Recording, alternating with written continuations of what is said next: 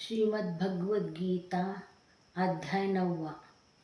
ओम श्री परमात्मने नमः. श्रीमद्भगवद्गीता अथ नवमोऽध्यायः. श्रीभगवानुवाच इदं तु ते गुह्यतमं प्रवक्ष्याम्यनसूयवे ज्ञानविज्ञानसहितं यज्ञात्वा मोक्षसे शुभात्.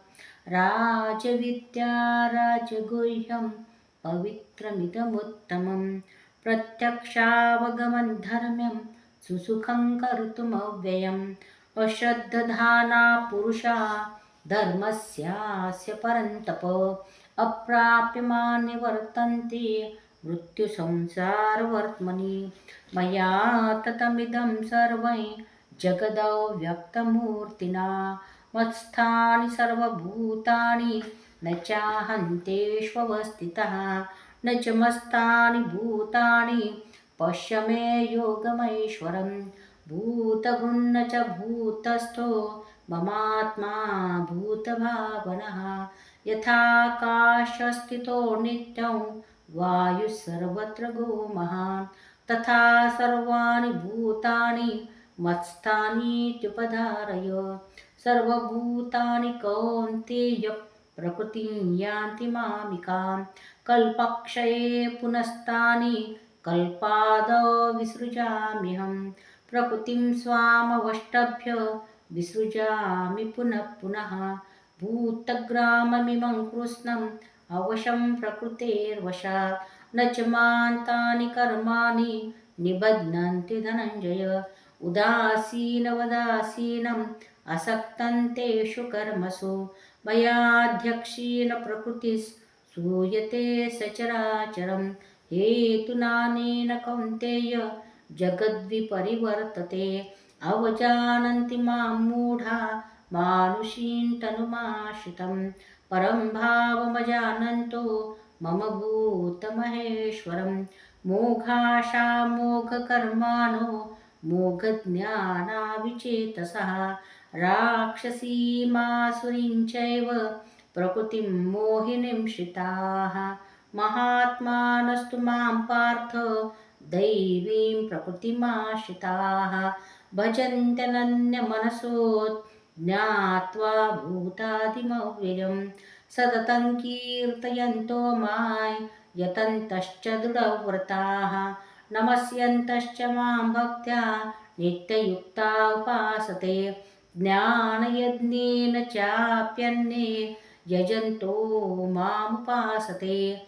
एकत्वेन पृथक्त्वेन बहुधा विश्वतो मुखम्. अहं क्रतुरहं यज्ञस्वदाहमहमौषधम्. मन्त्रोऽहमहमेवाज्यम् अहमग्निरहं हुतं. पिताहमस्य जगतो माता धाता पितामहः. वेद्यं पवित्रमोङ्कार ऋक्सामयजुरेव च. गतिर्भर्ता प्रभुः साक्षी निवासः शरणं सुहृत्. प्रभवप्रलयस्थानं निधानं बीजमव्ययम्. तपाम्यहमहं वर्षन् निगृह्णामि सृजामि च. अमृतैश्चैव मृत्युश्च सदसच्चाहमर्जुन. त्रैविद्या मां सोमपाः पूतपापा यज्ञैरिष्ट्वा स्वर्गतिं प्रार्थयन्ते. ते पुण्यमासाद्य सुरेन्द्रलोकम् अश्नन्ति दिव्यान् दिवि देव भोगान्. ते तं भुक्त्वा स्वर्गलोकं विशालं क्षीणे पुण्ये मर्त्यलोकं विशन्ति. एवं त्रयी धर्ममनुप्रपन्ना गतागतं कामकामा लभन्ते. अनन्याश्चिन्तयन्तो मां ये जना परिपासते. तेषां नित्याभियुक्तानां योगक्षेमं वहाम्यहम्. एप्यन्यदेवता भक्ता यजन्ते श्रद्धयान्विताः. तेऽपि मामेव कौन्तेय यजन्ते विधिपूर्वकम्. अहं हि सर्वयज्ञानां भोक्ता च प्रभुरेव च.